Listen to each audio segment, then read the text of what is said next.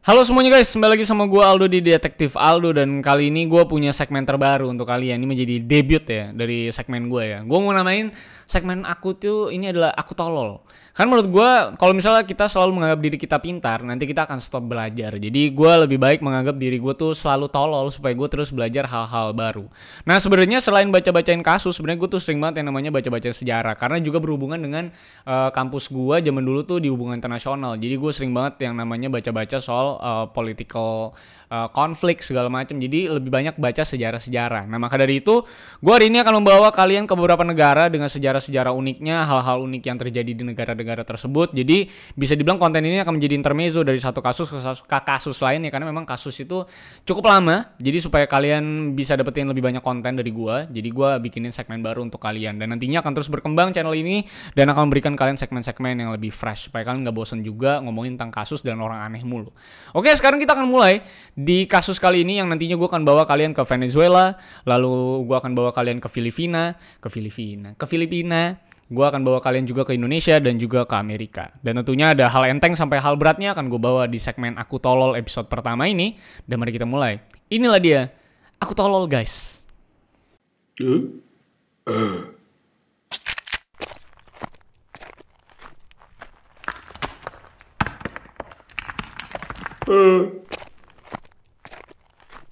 I lost myself.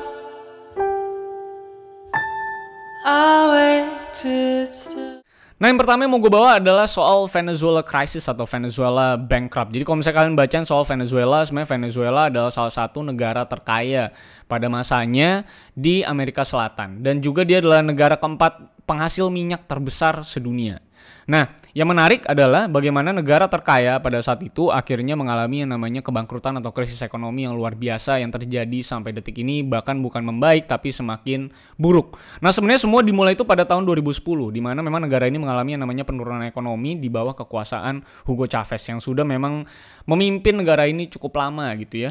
Dan beliau itu memang akhirnya mengumumkan economic war pada 2010 dan juga punya kebijakan untuk menyetarakan yang namanya ekonomi rakyat kecil dengan memberikan tempat tinggal gratis, lalu yang namanya sekolah gratis, akomodasi gratis lainnya, yang akhirnya memang hasil kebijakan tersebut memotong angka kemiskinan di Venezuela.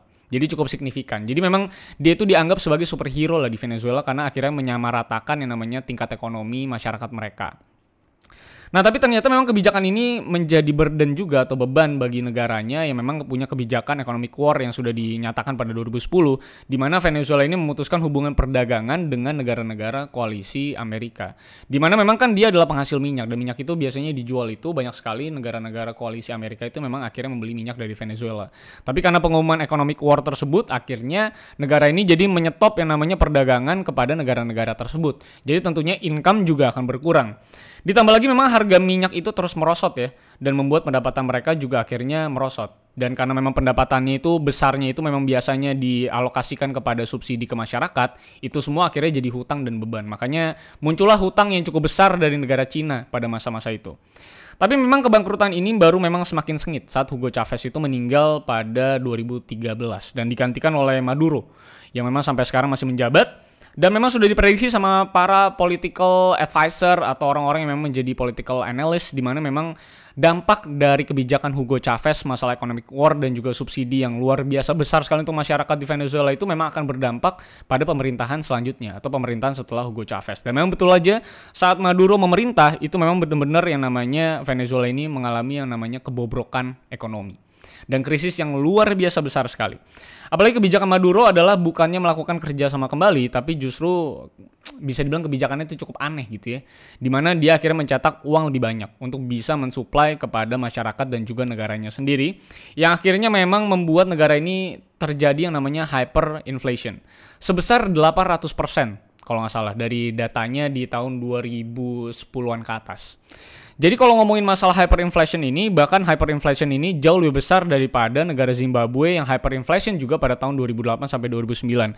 Yang memang kalau ngomongin Zimbabwe tentunya kalian sudah sering kali ya yang namanya ngebuat jokes soal Zimbabwe ini dengan jutaan dolarnya untuk misalnya cuma buat beli susu atau beli kue gitu. Nah, hyperinflation yang terjadi di Venezuela itu jauh lebih buruk daripada yang terjadi di negara Zimbabwe. Lalu kalau ngomongin masalah Great Depression yang terjadi di Amerika itu juga kalah jauh sama yang namanya hyperinflation dan krisis ekonomi yang terjadi di Venezuela. Jadi sebagai gambaran, memang Venezuela ini mengalami yang namanya konflik ekonomi yang begitu dahsyat sekali. Lalu sebagai analogi supaya kalian bisa menggambarkan betapa Great Depression-nya Venezuela ini, kalian bisa membayangkan untuk membeli satu burger aja itu membutuhkan kalian kerja di Venezuela itu selama sebulan. Karena memang di sana tuh burger sekitar $6. Dan untuk kerja selama sebulan di Venezuela, kalian juga mendapatkan penghasilan sebanyak hanya $6. Jadi dalam satu bulan kalian tuh kerja itu cuma bisa dapetin 80.000 dan itu hanya bisa beli yang namanya satu burger di sana. Dan kalau ngomongin masalah makanan saja sudah semahal itu, tentunya kita ngomongin listrik akan lebih mahal lagi. Maka dari situ listriknya itu juga sering banget padam yang namanya di Venezuela ini. Yang tentunya menyebabkan akhirnya banyak sekali kamar-kamar mayat yang tidak ada mesin pendinginnya, lalu mayatnya pada meledak semua. Jadi yang mati itu semuanya membusuk semua di rumah sakit. Lalu ngomongin masalah daging-dagingan, di pasar itu nggak ada yang jual daging seger, semuanya itu adalah daging-daging busuk. Bahkan orang-orang di sana lebih banyak beli lemaknya doang karena dagingnya sudah tidak lagi bisa dikonsumsi. Karena memang tidak adanya listrik gitu ya. Dan tentunya ini menyebabkan demo besar-besaran, tapi karena memang pemerintahannya tuh dinilai korup sekali dan tidak bisa menstabilkan negara ini, makanya akhirnya orang-orang Venezuela ini banyak sekali yang akhirnya beremigrasi ke negara lain. Karena ini kan adalah negara yang cukup berdekatan dengan negara-negara lain ya. Jadi mereka bisa melakukan yang namanya emigrasi melalui jalan kaki. Dan jutaan orang memang akhirnya memilih untuk tidak bertahan hidup di Venezuela dan menempuh ratusan kilometer untuk keluar dari negara tersebut dan mendapatkan kehidupan yang lebih baik. Bahkan untuk orang-orang tuanya yang memang masih di Venezuela, itu biasanya anaknya yang keluar dari Venezuela, lalu anaknya itu kerja di luar negeri, lalu ngirimin yang namanya duit ke orang tuanya di Venezuela untuk bisa mendapatkan yang namanya makanan. Supermarketnya juga biasanya barang itu aja ya, bahkan tidak perbedaan, tidak ada variasi produk karena semuanya memang sudah dimonopoli. Dan selain itu juga memang produk-produknya tidak lagi ada yang namanya perusahaan-perusahaan yang bisa berjalan di Venezuela untuk menghasilkan produk-produk untuk dijual. Karena memang tidak ada duitnya gitu, tidak ada penghasilannya juga. Dan fasilitas umum juga nggak dijaga. Jadi kalau misalnya kalian melakukan yang namanya bepergian dari satu tempat ke tempat lain, biasanya kalian menggunakan subway atau transportasi kereta, di sana juga tidak ada yang namanya penjaga-penjaga. Jadi kalian nggak perlu bayar, kalian hanya masuk saja, lalu masuk ke kereta ya udah. Jadi memang keretanya sudah jalan aja gitu tanpa ada penjaga dan kita tidak perlu bayar sama sekali, nggak ada yang jagain, nggak ada security. Dan kalau ngomongin masalah kriminal, di sana kriminalnya juga tinggi banget, ada yang bunuh-bunuhan semua segala macam. Dan jadi mortality rate itu benar-benar tinggi sekali karena memang kriminal di sana benar-benar tidak dikontrol karena aparat juga sedikit sekali gitu. Dan itulah dia adalah sebuah gambaran Venezuela sekarang. Jadi memang dalam krisis yang sangat-sangat begitu besar. Kita belum tahu nanti ke depannya apakah Venezuela akan membaik karena menurut gue banyak sekali negara-negara yang ada di Eropa juga itu juga mengalami kebangkrutan yang mirip-mirip sama Venezuela.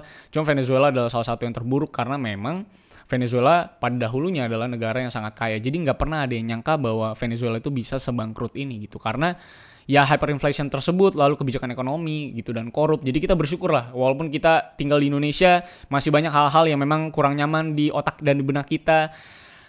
Susahnya kita untuk bisa memberikan opini terkait banyak hal gitu secara luas dan secara nikmat dan nyaman gitu tanpa ada ketakutan. Tapi setidaknya kita bisa tinggal nyaman di Indonesia gitu. Nah yang kedua, gue akan bawa lo terbang ke Filipina. Nah kalau ngomongin Filipina ini sebenarnya adalah sebuah negara yang punya kebijakan cukup unik gitu ya. Karena pada tahun 2012, Filipina itu kan membuat sebuah tembok besar katanya untuk menutupi yang namanya kawasan kumuh yang berada di Manila atau ibu kotanya Filipina. Pembangunan tembok besar ini terkait dengan akan berkumpulnya puluhan perwakilan dari beberapa negara dalam Asian Development Bank Boards of Governors. Dan Filipina tersendiri memang dinilai menjadi sebuah negara yang memang cukup miskin penduduknya. Jadi bahkan ada 12 juta orang yang memang tinggal di Manila itu hidup di bawah garis kemiskinan dan tinggal di wilayah yang sangat-sangat kumuh. Dan sepertiga dari 90 jutaan penduduk Filipina itu juga rata-rata adalah orang yang hanya mendapatkan penghasilan setidaknya satu hari itu $1 atau 15.000. Bahkan lebih banyak uang dari para kuli-kuli kita dan orang-orang yang akhirnya menjadi misalnya pemulung atau tukang bersih-bersih itu jauh lebih besar penghasilannya daripada orang yang kerja di Filipina gitu ya. Ya tapi lagi-lagi memang pihak pemerintahan Filipina tuh tidak pernah mengakui hal tersebut bahwa memang pembangunan tembok tersebut adalah untuk menutupi wilayah kumuh di Manila. Padahal gue saat travel ke Manila untuk tugas atau kerjaan pada saat itu, PR dari Filipina itu sempat cerita sama gue soal pembangunan tembok ini, di mana memang tembok ini dibuat untuk menutupi wilayah kumuh yang begitu besar di Manila dan begitu banyak orang yang tinggal di sana. Dan fun fact-nya juga sebenarnya, orang-orang yang tinggal di wilayah kumuh ini memiliki namanya makanan yang entah kapan diciptakannya atau ditemukannya yang bernama pakpak. Ini adalah sebuah makanan yang makanannya itu komposisinya adalah hasil-hasil makanan sisa yang diambil biasanya sama para pengepul pakpak ini di malam hari. Yang biasanya mereka ambil itu dari makanan-makanan atau restoran-restoran fast food di tempat sampahnya. Jadi itu dipilih-pilihin yang sekiranya kan banyak orang kaya gitu atau orang-orang yang memang makan fast food tapi gak bersih gitu makan ayamnya atau makan nuggetnya atau kentang gorengnya, itu semua biasa diambilin, dikepulit sama dia lalu dijual ke orang-orang yang bakal masak pakpak. Dan pakpak ini harganya itu sekitar Rp15.000. Nah kalau misalnya kita makan di warteg di Indonesia Rp15.000 tuh mungkin udah dapat ayam kali ya, gitu ya, udah dapat tempe gitu kan, udah dapat nasi gitu bersih gitu ya, bener-bener memang dari ingredients yang segar. Tapi di Filipina tidak, mereka makan Rp15.000 itu mereka makan hasil yang namanya sampah atau sisa-sisa makanan orang yang tentunya bakterinya semua sudah sangat tumbuh tuh di sana, menjadi sebuah penyakit juga, virus juga. Dan ada jurnalis juga yang memang akhirnya ke Filipina dan nyobain pakpak dan memang tidak kuat karena makanannya aromanya tuh memang strong sekali gitu bau sampahnya dan memang bisa bikin perut lo mules. Dan beberapa kesaksian dari orang-orang yang tinggal di wilayah kumuh memang mereka tidak punya pilihan selain makan pakpak untuk bisa memenuhi perut mereka, dan mereka juga sudah bilang bahwa makanan ini begitu strong, bahkan saat mereka itu pertama kali mencoba itu mereka sering kali ada yang sakit perut. Tapi setelah mereka sudah makan-makan terus-terusan gitu ya, lama-lama perutnya juga beradaptasi dengan pakpak yang memang identik sekali dengan penyakit pastinya. Nah itulah sebuah gambaran bagaimana Filipina itu dinilai sama kaum oposisi dari pemerintahan. Dibilang ya seperti tidak menerima kondisi sesungguhnya dari Filipina ini, di mana banyaknya sekali orang-orang miskin yang bertebaran di Filipina. Tapi memang pemerintahan bilang bahwa tidak ada salahnya dong gua mengindahkan atau mempercantik kota gua saat banyak sekali delegasi-delegasi dari beberapa negara datang ke Manila. Mereka harus dapetin yang namanya indah-indah gitu. Nah tapi kan di mata oposisi adalah mereka mencoba menyembunyikan realita yang ada gitu. Nah tentunya kalian bisa memberikan opini lah terkait apakah memang Filipina itu melakukan hal yang tepat, menyembunyikan mereka-mereka yang miskin dengan tembok yang sangat besar. Apakah memang seharusnya mereka membuka saja gitu dan biarkan negara-negara lain lihat wilayah kumuhnya? Gue rasa kalian akan seperti pemerintahan ya, kalian pasti akan membangun tembok gitu pastinya untuk menyembunyikan bobrok di negara tersebut. Nah ketiga gue akan bawa kalian ke dalam negeri yang dimana memang agar lebih ringan gitu ya, karena dua kasus tadi lumayan cukup berat gitu ya. Nah ini gue datang dengan yang namanya sebuah kejadian yang cukup unik menurut gue, yang dilakukan sama Insinyur Soekarno atau Presiden Soekarno atau presiden pertama kita, Presiden Indonesia, yang pada tahun 1958 dia itu datang ke Jepang dengan tidak resmi sama sekali. Jadi sebenarnya pemerintahan Jepang tuh nggak tahu bahwa Bapak Soekarno tuh pengen datang ke sana untuk berplesir lah atau jalan-jalan. Dan karena ketidakresmian inilah akhirnya pemerintah Jepang dan aparat Jepang itu menolak untuk yang namanya melakukan pengawalan kepada Soekarno selama masa kedatangannya di Jepang selama beberapa hari. Tentunya tidak maunya aparat ini tidak mau mengawal Soekarno ini dinilai cukup mengerikan bagi banyak pihak, khususnya orang-orang Indonesia, karena ada rumor di mana ada sekumpulan orang yang anti Soekarnois itu datang ke Jepang untuk yang namanya melakukan pembunuhan terhadap Presiden Soekarno. Lalu karena rumor yang terdengar inilah, Kolonel Sambas Atmadinata itu nelpon temennya di Jepang dan disarankan sama temennya itu untuk menggunakan jasa Yakuza untuk mengawal Soekarno dalam perjalanannya di Jepang. Kalau kalian tahu, Yakuza adalah salah satu bisa dibilang sebuah organisasi undergroundnya Jepang yang memang begitu besar dan terorganize sekali dan memang menguasai berbagai lahan bisnis atau bidang bisnis di Jepang. Dan akhirnya saran tersebut dilakukan sama pihak Indonesia dan pada saat itu ada 20 anggota Yakuza yang akhirnya bersedia untuk mengawal perjalanan Soekarno selama 8 hari dan menikmati Jepang. Dan memang akhirnya karena Soekarno itu senang sekali ya dekat dengan wanita, di sana juga akhirnya dapatlah Soekarno itu hiburan-hiburan lah dari para Yakuza ini, memang disewa dan dibayar untuk mengawal Soekarno dalam perjalanannya di Jepang. Lu bisa lihat begitu eksentriknya Pak Soekarno pada saat itu ya, dibanding misalnya kita ngomongin presiden-presiden sekarang yang memang terkesan memang jauh lebih formal. Dulu Pak Soekarno tuh sering melakukan hal-hal yang cukup unik, cukup aneh yang membuat sejarah Indonesia tuh pada saat di kendali beliau tuh cukup unik dan fun gitu menurut gue untuk ngelihat akhirnya sejarah-sejarahnya saat kita udah umur sekarang, lalu kita lihat sejarah apa aja yang Pak Soekarno pernah lakukan. Rasanya cukup unik, cukup seru untuk ngikutin benak atau pikirannya dari Pak Soekarno sampai dia tuh bisa ke Jepang tanpa keresmian lalu dikawal sama Yakuza. Kayaknya once in a lifetime kita bisa dapetin presiden yang cukup unik seperti itu ya. Lalu yang terakhir gue bawa kalian ke Amerika nih, yaitu adalah soal Elvis Presley, salah satu musisi legendaris ternama yang memang pada zamannya itu benar-benar adalah salah satu musisi paling ikonik di Amerika, Elvis Presley. Dimana akhirnya ada sebuah pengumuman bahwa celana dalamnya Elvis Presley yang dipakai pada saat dia konser memakai jumpsuit putih khasnya itu dijual dan dilelang sebesar 16.000 US dollar atau setara dengan 200 jutaan rupiah. Dan uniknya lagi menurut gua, di mana celana dalamnya Elvis Presley ini bukan dalam keadaan yang bersih gitu ya, atau clean dan higienis gitu. Karena kalau lu lihat gambarnya dari celana dalam Elvis Presley ini, lu bisa lihat bahwa ada noda-noda kuning di celana dalam tersebut.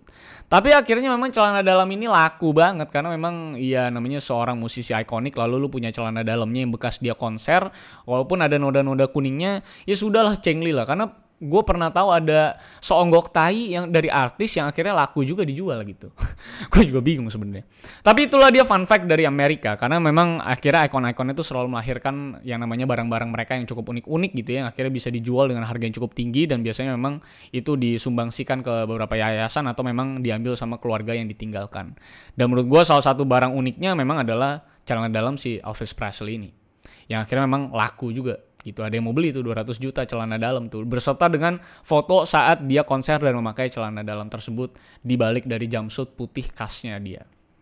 Nah, itulah dia beberapa informasi, beberapa sejarah pendek, singkat atau hal-hal unik yang terjadi di dunia pada saat ini. Gue harap informasi-informasi ini cukup menarik kalian, memberikan kalian pengetahuan lebih terhadap apa yang terjadi di dunia ini dari berbagai negara. Nantinya kalau misalkan suka dengan segmen ini, gue akan lanjutin. Mungkin ya penontonnya tidak akan sebesar kasus-kasus yang gue bawa, tapi setidaknya hal-hal unik yang gue bawa ini bisa menjadi penyegar di, ya bisa dibilang di masa-masa istirahat dari kasus per kasus yang memakan waktu cukup lama dalam researchnya.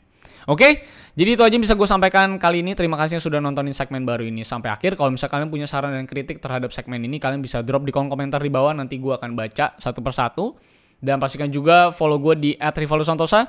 Gue ada di Instagram, ada di Twitter. Kalian bisa DM gue kasus yang menarik di sana. Dan jangan lupa pastikan untuk like, share, dan subscribe. Dan nyalakan loncengnya supaya kalian gak ketinggalan update dari channel ini. So, sampai jumpa di cerita-cerita menarik lainnya. Karena masih banyak hal-hal unik di seluruh dunia yang bisa kita cari dan kita kupas dan kita ceritakan bersama-sama. So, see you on the next story, guys. I lost myself. I waited still for a glimmer to arrive. I know